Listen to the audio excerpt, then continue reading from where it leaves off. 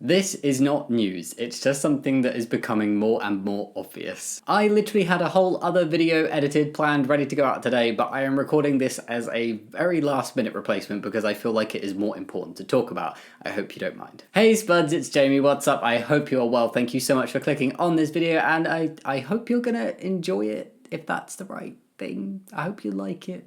Or like my take on it, I don't know. Welcome to the video. I'm just gonna dive straight in and say J.K. Rowling and transphobia is not something that is new to this channel, but it's always something I've taken a more neutral approach to because, to be honest, I've never been completely sure if she's truly like anti-trans or if maybe she's just been a bit misinformed and misguided in her approach to some things on trans matters. She supported Maya Forstater. This is something I've also spoken about in a video, and Maya is a lady who was being transphobic in her place of work and felt wronged for being fired for that behaviour. J.K. Rowling has also liked anti-trans tweets in the past, but when there was backlash to this, she had a representative state that she had had a, I'm quoting this, clumsy and middle-aged moment. Well, I'm pretty sure there are no excuses that can be made by or for her this time, as J.K. Rowling has directly written transphobic tweets from her account. It's not just liking, it's not just supporting somebody, literally just full-on anti-trans tweets. The cherry on this transphobic and rather turfy hat trick, as yesterday she posted these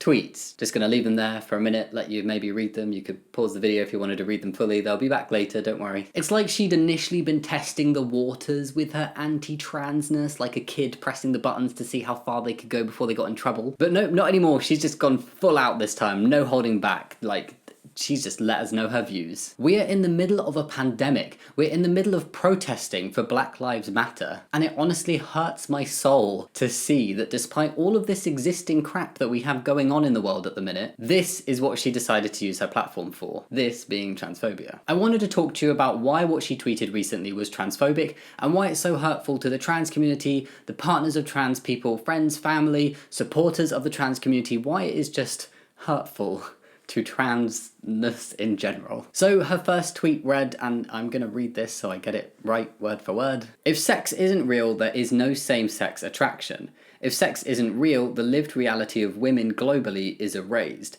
I know and love trans people, but erasing the concept of sex removes the ability of many to meaningfully discuss their lives. It isn't hate to speak the truth. Firstly, no one is trying to say that sex isn't real. In my opinion, this is just a very weak thing said by anti-trans people to make trans people seem illogical. But sex is not what defines a person's gender. And using this argument and trying to say that sex is the be-all and end-all and sex is the same as gender is very outdated. Some people might see me, a trans man, and say that due to the likelihood that my chromosomes are XX, not what I know or anybody else knows, that my sex is female. I'm just going to go through some points quickly about why this rhetoric is transphobic and, quite frankly, flawed. Chromosomes aren't always XX and XY, and they don't always match up with the typical biological sex that you would expect them to, or that many people would expect them to. Intersex people are a very real thing. Records of legal sex can be changed, just like records of gender identity. My legal sex is male, my birth certificate says male, and that's important. And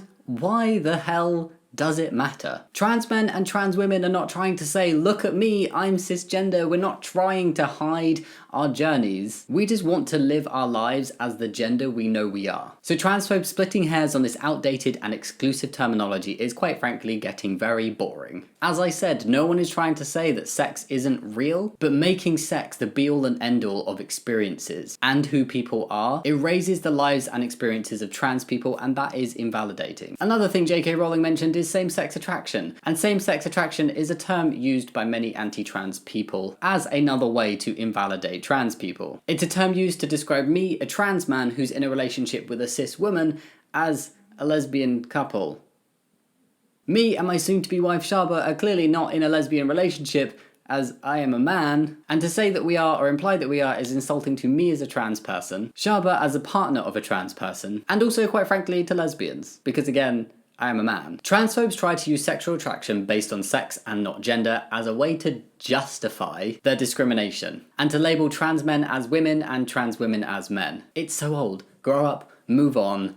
It's not right. We really don't need to erase the gender of trans people in this way. And you know what? There is far more to people and gender and attraction than the genitals you were born with and the chromosomes that you cannot see. I don't know about you, but I've never seen somebody and gone, ooh, that's a beautiful set of chromosomes you've got there. The alternative and correct way forward is to base attraction on gender. It's an inclusive term that does not mean you have to find trans people attractive. It just recognizes that genitals and chromosomes are not the only important things when it comes to attraction, because it recognizes the role that gender plays and accommodates trans people and our validity. Secondly, all the trans people I know, and I would bet you all the money in Gringotts that I know more trans people than J.K. Rowling. All the trans people I know definitely do not love her. And there's a big old but in her tweet that we really need to talk about. J.K. Rowling says, I love trans people, but... And we all know what follows a but, don't we? She's clearly just throwing that in there to keep a tiny little fingernail grip on the see-through veil of her not being anti-trans. You can't love trans people and then invalidate and shit on them to your 14 million followers in the same tweet. That's like saying I love biscuits, but biscuits don't exist and biscuits aren't really food and they don't deserve to be recognized as food. I'm sorry, what? The next thing she tweeted truly baffled me. And this one was a sharing of an article about COVID and menstruation. And what J.K. Rowling had to say about this one was the following. People who menstruate. I'm sure there used to be a word for those people. Someone help me out. Womban? Wimpand?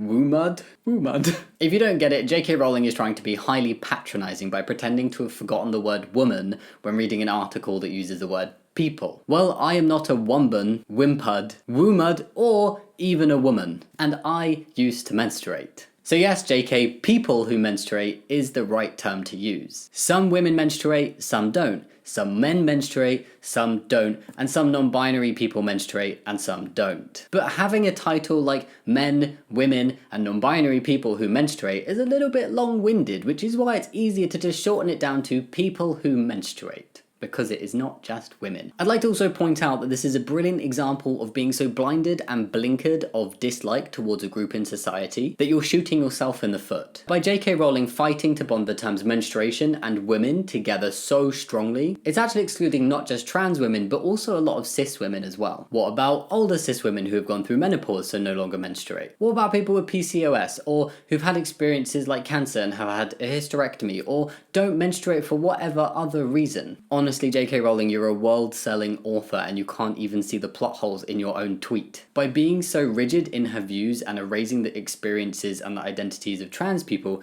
J.K. Rowling is also erasing the experiences of some cisgender women and intersex people. Sex is not binary and we can't keep pretending like it is, and using that falseness as a way to invalidate trans people and intersex people. Finally, by claiming that more inclusive language and the progression of trans rights and acceptance will detract from other rights is the biggest pile of bull.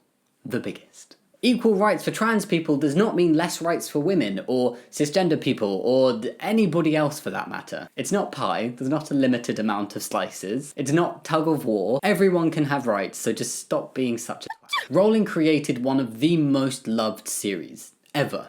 Maybe even the most loved series ever. It was a world that was an escape for many, including many within the LGBT+ community. The whole narrative of the series focused on a war where assholes discriminated against Muggle-borns because of what? Factors they can't control? Who they're born as? Does that sound familiar? The baddies lost and the heroes won for a reason. For the creator of this world to basically turn around and use her enormous and enormously influential platform to basically shit on the minorities that looked up to her and her creations is just so horrible to see. Now more than ever, it's to remember that support is out there and we can separate the creation from the creator. Trans women are women, trans men are men, non-binary people are valid. Check out the link in my bio to see how you can help and support black trans people, and let's all just try and stop shitting on each other, okay? So yeah, that is everything for today, guys. Let me know your thoughts on this matter. I hope you don't mind me having like a little bit of a rant in the last minute video. I just felt like it was really important to talk about this today. I would love to hear your thoughts down in the comments below. Think about giving this video a thumbs up and subscribing if you want to, but no pressure. And yeah, as always, thank you so much for watching. I'll see you next time. Much love. Bye. My jumper says trans rights.